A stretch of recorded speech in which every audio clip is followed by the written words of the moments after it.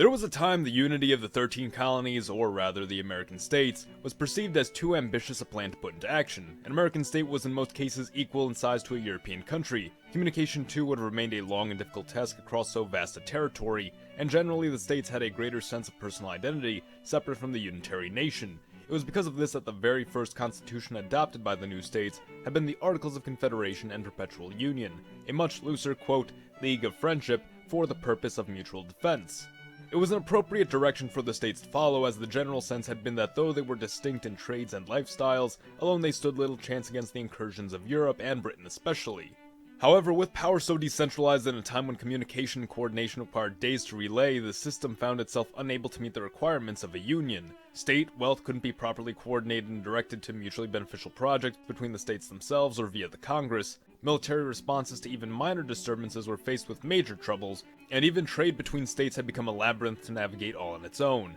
Ultimately, the Articles had created autonomous states whose only time for cooperation was in matters of mutual defense, and that still was plagued by malgovernance and improper planning. The resolution to this dilemma came with the proposal and ratification of the new constitution, which we abide by to this day, albeit with several amendments to it. This new constitution brought with it the centralized office of the president, establishment of the courts, and ability to enforce taxation. The Constitution is not without its faults, however, and from it of course came a fear of losing the freedoms which came to represent the American experiment. And so came the Bill of Rights to remedy this, particularly the 10th Amendment, in which all powers not specified to the federal government are delegated to the states. Admittedly a vague and delicate provision, but one which appeased the states and began the nation on its path towards serious advancement as a cohesive force. But what if that changed? What if in an alternate timeline the Constitution was never ratified and the Articles of Confederation remained in place? In such a scenario, we'd no doubt see the states drift further apart year by year. Smaller states would see assimilation to larger ones, and larger states may form coalitions or blocs based on culture, economics, etc.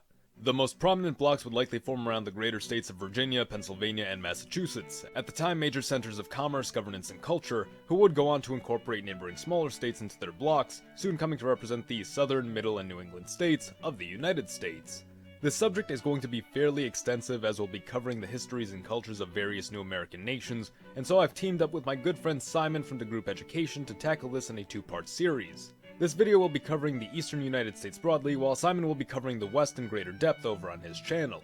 As American history truly began on the East Coast, we'll be taking things from the final decades of the 18th century, when American economics would have achieved a level of stability as the internal unions of the northern, middle, and southern states successfully simplified commerce, taxation, and governance to a more manageable level, albeit one still not as streamlined as that under the Constitution. Regardless, needs are for the most part met, and bonds of interdependence are formed, although not across the whole of the nation. The Union would also successfully establish the Northwest and Louisiana territories, following similar acquisitions to our own world, seeing gradual settlement of the regions in what would become something of a competition between the spheres of Virginia and Pennsylvania, each seeking to induct the lands into their own respective coalition, and thus sway overall Union policy in their favor. The original 13 states, even during their period as colonies, were divided and specialized for a number of functions. New England, for instance, housed perhaps the most well-developed trade and merchant cities of the time, even more so if you were to include New York as a part of New England. The middle colonies would in later years see themselves become a metropolitan hub of industry and innovation, and had been seen by the founders as the cradle of American unity and heart of national policy, which is why the states of this region are sometimes known as the capital states. Finally, the South, of course with its fertile fields and temperate climate, would come to be revered for its agriculture and produce. However, this specialization does not suggest that each of these regions are limited to this particular field alone. The South and Middle states also housed a number of significant port cities, and so did the Middle and Northern states have their own sources of agriculture. But as we'll find in this video and by reflecting on our own history, this early focus on each of their respective fields would have a significant impact upon their cultures and policies. For instance, New England had been in our world a hotbed for the Federalist Party, a popular option among the English descendant, the devoutly religious, and those with coastal businesses, an option which, for those who don't know, had built itself around the ideal of an exclusive, meritocratic, strong federal government, and at times opposed states' rights entirely, doing so on the belief that in general the will of the masses was incapable of producing liberty, and that liberty was only secure in the hands of noble leadership to enforce and protect it from the more primal and immoral desires that existed within the common man. The Federalists believed in building the economy through the promotion of business, creation of a national bank, and rekindling of relations with Britain for not only trade but also long-term cooperation.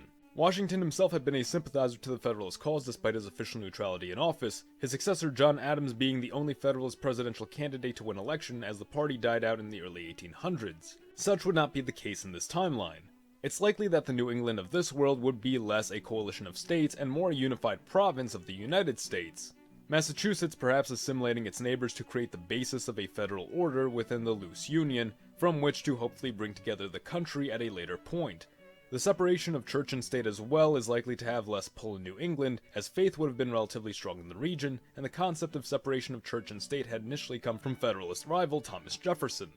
Jefferson's sentiments would find themselves more welcome in the middle or capital states, where despite the failures of the constitutional revision, many would still cling to an ambition for a more centralized national union, though one still capable of balancing state with federal power. And it'd be here that Virginia natives Thomas Jefferson, James Madison, and James Monroe would continue their efforts in pursuing greater cooperation between the states, shaping the foundations of the capital union into what would most closely resemble the old American government of our world. It would advocate a policy of total neutrality in international affairs, as opposed to its north and southern neighbors, as well as implement high tariffs to protect its domestic businesses and bring in tax revenue for the coalition government. Revenue which would be invested in the development of western lands, infrastructure, and overall modernization, holding true to the ideals of the Democratic Republicans who would come to define the region. It would be a primarily meritocratic society, though one with protections in place to prevent both the tyranny of the masses and the tyranny of the elite few. It would have been a society which attempted to give everyone a fair chance and lifted up its best and brightest, yet despite this found itself in regular competition with New England and the South, who had adopted extreme positions on opposite sides, leaving the middle colonies, funny enough, somewhere politically in between the two.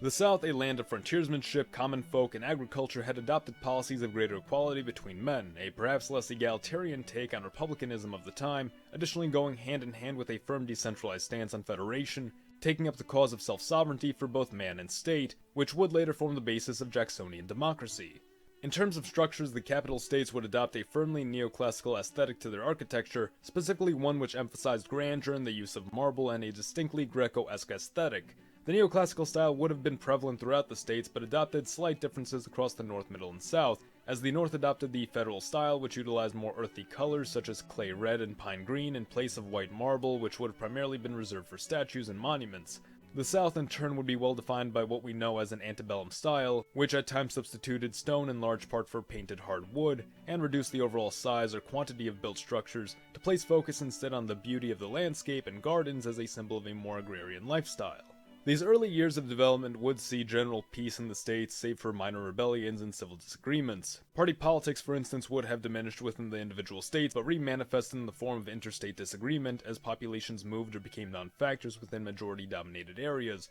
the capital states being the most divided internally, while the South and North were relatively solidified in their positions. However, with the eventual onset of the Napoleonic Wars in Europe, so would American peace come to an end as the conflict brought unwanted burdens upon the American states. As in our world, British ships would halt American vessels at sea and capture members of their crew for enlistment in the British war effort, the basis for this having been primarily that a number of English citizens had fled to America to avoid conscription, and secondarily that some still perceived the Americans as rightful British subjects. Regardless of the justification, this had led to tremendous outrage from the United States, most especially the South, who in this world would have retained sympathies to the French Republicans and continued to perceive Britain as an internal foe. American decentralization had led the European powers to perceive the American states as three independent nations, and as such capable of being turned against each other. And as the War of 1812 broke out, so were divisions finally made clear. New England, recognizing that it was especially endangered by the conflict on account of its proximity to the Canadian border, and relying majorly on Britain for trade, would refuse to participate on the side of the US, which had only narrowly voted to initiate the conflict. Believing Union interests were working against their own, New England would move to secede and align itself with Britain for the preservation of its status quo.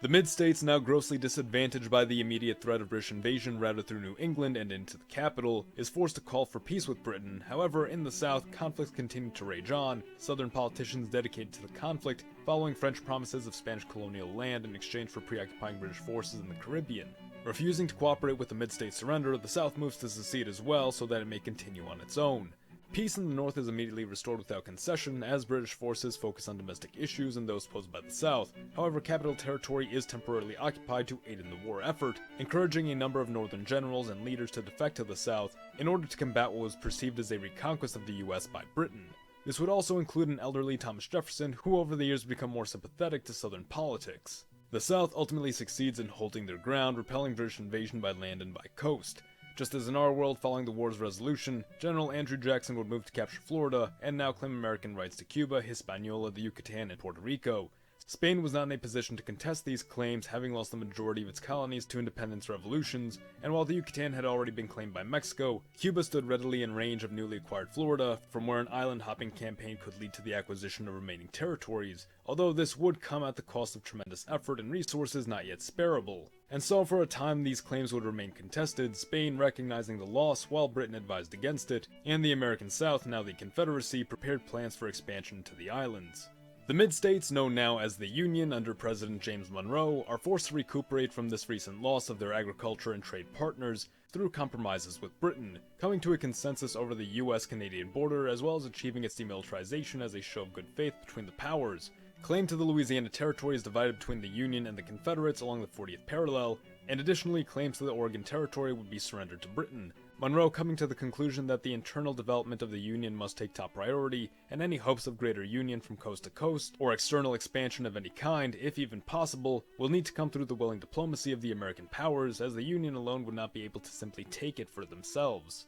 The Union of this world would not experience an era of good feelings in the post-war period, but an era of disillusionment and recession. This seeming capitulation to Britain dealt a blow to American confidence on top of the already dire loss of neighboring support, several Americans motivated to move either north or southward as the Union appeared a failure in the eyes of both pro-British and anti-British Americans. This migration would leave behind empty homes and jobs, which over time would gradually be refilled, as in our world the decades which followed the war would see both the spark of the Industrial Revolution and a mass inflow of German immigrants, more now than ever in fact, as the region became seemingly ripe for resettlement, as well as a welcoming new home for supporters of the 1848 revolutions in Europe, which aimed at achieving more liberal and progressive policy, but which fell short in the German states. The Industrial Revolution, though also experienced in New England and the Confederacy at the time, would be at its height in the Union, where it would make extensive use of steam engines, cotton mills, and steel production to dramatically increase the creation and exportation of goods, compensating for its lost trade partners and resource assets. The Democratic Republican government, which would have come to define the region, had made large strides in urbanization and interconnection of major cities and communities, this interconnectivity making it all the more effective at becoming what would be an industrial giant, a matter only furthered by the fact that this region had historically been the home of several famous American inventors, producing technological advancements at a rate exceeding even New England, who had been granted early and regular access to British inventions. This industrialization and urbanization of the Union Territory would, in earlier years, lead to a widespread populating of the far Northwest Territory, and it would be here that the Union would come in contact with the Sioux tribe of the Dakota region. While conquest and expansion of the territory had been an option, the Union had an alternative in mind. See, since the Union focused its efforts internally to make of itself a more efficient industrial power, external expansion was not as high priority as it was for, say, the South, whose minor industrialization and economic focus depended heavily upon large swaths of land for cultivation and crop production, and as such had ambitiously adopted an aggressively expansionist character in the years following the 1812 war. Similar to the Union's abundance of inventors, in our world the South had been the home of several then present and future would-be generals, strategists, and politicians who would be at the forefront of American expansion and military planning, from Zachary Taylor to Robert E. Lee, and much later on John J. Pershing and Douglas MacArthur, something which would come to define the South as not only an expansionist and militant power, but a highly effective one at that. With New England comfortably under British influence and the Union in a non-interventionist position, the South would remain the major expansionist force in North America, save for Britain. This would become abundantly clear following the Mexican-Confederate War. Several northern Mexican territories would be incorporated into the Confederacy, shortly thereafter seeing the last of the former Spanish Caribbean islands brought under occupation, later supporting their ally of France in the establishment of the Second Mexican Empire under Maximilian I. So with that said, for the Union, concerns over the cost of maintaining their Northwest Territory and the fear of conflict emerging with Britain or the South over domain in the region would motivate the Union to arm and supply the Sioux as an ally, allowing the tribe to expand into Pawnee, Crow, and Cheyenne territory, forming a massive domain stretching from the Dakotas to British New Albion. In exchange for protection and industrial support, the Union would be allowed free movement through the new state and an exclusive trade partnership. The British too would come to support the Sioux Nation as it soon found itself at odds with the Confederates over claims to California, and favored the idea of a buffer state between Canadian and Confederate land. New England by the late 1800s would have come to be dwarfed by its southern neighbors in the realms of military and economics. At times the region had been of such little significance to Union and Confederate citizens that it was often easily mistaken as just another part of Canada, or worse yet, remembered as a traitorous land which was to blame for the collapse of the American project. Yet despite this perception, patriotism still ranks strong throughout New England, Romanesque statues of the founders standing high in every major city, and the founding articles of the nation being revered as almost holy. Some would even make pilgrimages to Washington, D.C. or the new Union capital of Philadelphia for their historical significance. The ideals of liberty and freedom were never truly abandoned by New England. The American dream did live on, and now was only being paid for by Britain through well-negotiated trade deals and a using of British resources to sell product back to the empire. Those outside New England called the Federalist traitors and collaborators for their actions, but they recognized that Britain had wealth and power which could have been made theirs if they played their cards right. It was because of this that New England preserved perhaps the purest strain of foundational American politics in this timeline, yet gradually fell behind the ambitiously industrial Union and the strategic might of the Confederacy. The Confederates by this point would come to find their politics at odds as divides grew between more egalitarian and traditionalist elements, egalitarians moving for a greater expansion of rights and nationwide abolition of slavery, a policy bolstered by several would-be abolitionists having migrated from the Union years ago and from domestic actors such as Abraham Lincoln and John C. Fremont. Political elections and policy would overwhelmingly favor the traditionalists, leaving the liberal Democrats ever more desperate and radical, some encouraging or facilitating slave escapes and even uprisings which would escalate as the years wore on. By the turn of the century, the majority of Central America and the Caribbean were either under Confederate or French influence, the tropical lands being specialized for exotic crops such as banana and sugarcane. New England remained a long-standing ally to Britain, developing just slightly ahead of Canada, and the Union would have rebuilt itself as a pillar of American might and a central hub of innovation and industry on the continent, albeit one now sporting an overtly German character and driven ever increasingly by pro-German policy, whilst the Confederates and New Englanders stood by their allies in the Entente faction. Eventually, the Great War would break out, and while attempts to preserve an appearance of neutrality would certainly be made, New England would be eager to directly support Britain, if not for its allies' sake, then for its own benefit in protecting its interests. The Union, with its bounty of industry and majority German population, may come to feel an obligation to support its fatherland overseas. Although neutrality isn't impossible, it wouldn't be beyond the realm of possibility for the South, New England, or Britain to make that assumption and launch a preemptive strike or simply cause a sinking of the Lusitania-type incident. Thus, once again, though neutrality is possible, the American theater of the Great War would likely be opened. The Union as it stands would be quite the force to bring down, with its tremendous levels of industry, developed rail and transportation system, and a potentially massive population which tends to coincide with both immigrant populations and industrial growth, not to mention support from the allied Sioux Nation. Suffice to say, it wouldn't be toppled so easily. The South, even with its military expertise, would still be behind northern levels of industry, and be the metaphorical unstoppable force attempting to move an unmovable object. New England too, even with Canada behind it, would be incapable of breaking what was a self-sufficient and perfectly optimized Union. However, conquest of the Union wasn't the goal. All that was needed was for the North and South to prevent Union resources from reaching Germany, and thus turning the tides of the conflict in Europe. This much could be achieved, but ultimately would draw out the war an additional year or two, as American resources which in our world went fully to the Entente are now in large part being used in their own conflict. There is a chance this could ultimately result in a stalemate of sorts or even a German victory, but to keep things from going too far off the rails, we'll just suppose that Germany still loses, and shortly after that, the Union is also brought to surrender by the full force of the Entente.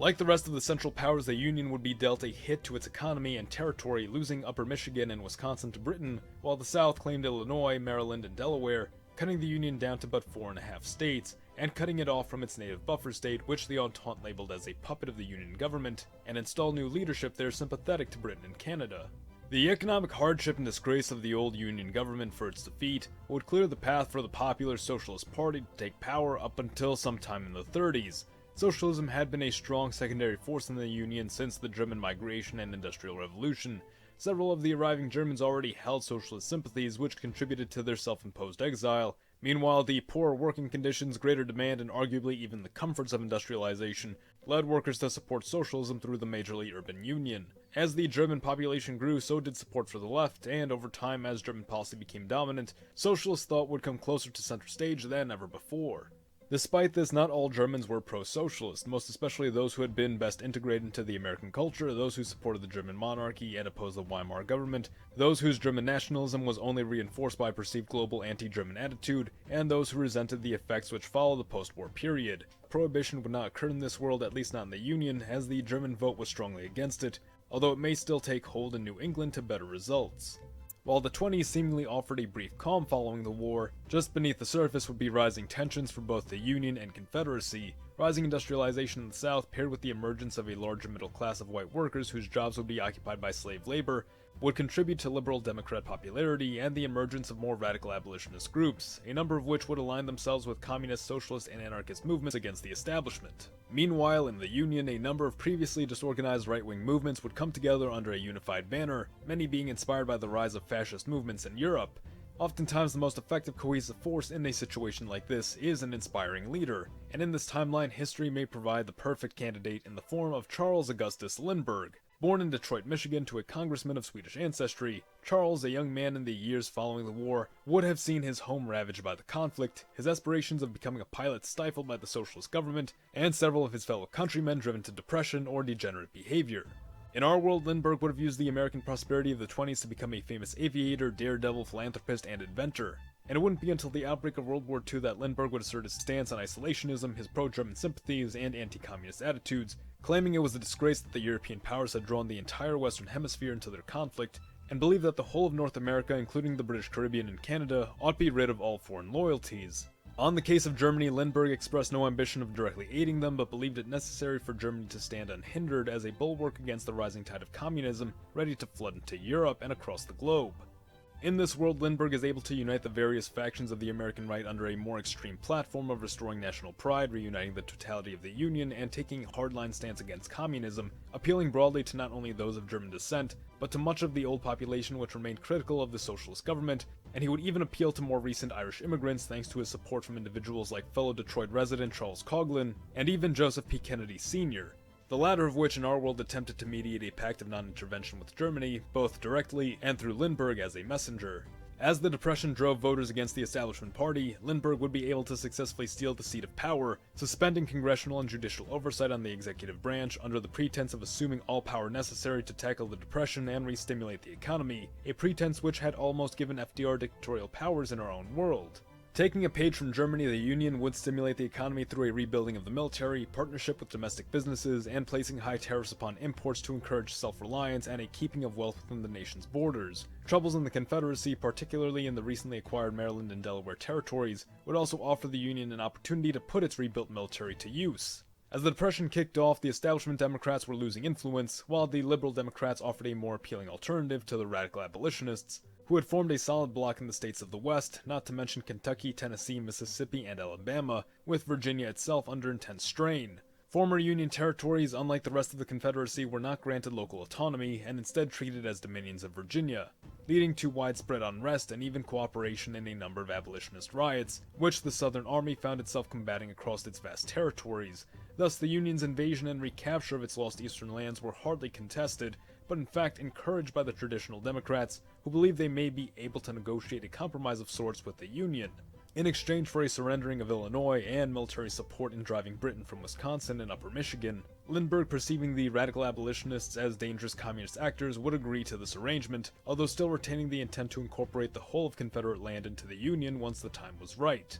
The greatest military advantage Lindbergh's America would have over its neighbors would of course be an advanced air force, one unmatched on the entire continent thanks to Lindbergh's own experience and belief in the importance of air supremacy, as well as a willingness from Germany to collaborate with the Union on shared projects. The South as it stood had an air force which might as well have not existed, however over the years developed a relatively formidable Caribbean navy, albeit one highly dependent upon French technology. New England, on the other hand, held greater balance in air and sea capabilities, additionally being able to draw upon neighboring Canada for support. With the Union emboldened by its achievements in the South, reclaiming the old capital and seemingly beginning rapprochement with the Confederates, public morale would be high and discussions with New England would open up prior to the northern advance with the Confederates. Lindbergh would have attempted to negotiate a peaceful reunion between New England and the Union, appealing to the idea that unlike the decentralized South, they actually shared much in terms of technology, government structure, and goals, their main goal being to see the Union fully restored under a federal order. Although enticed and some even asserting that now would be the best possible time to finally sever ties with Britain,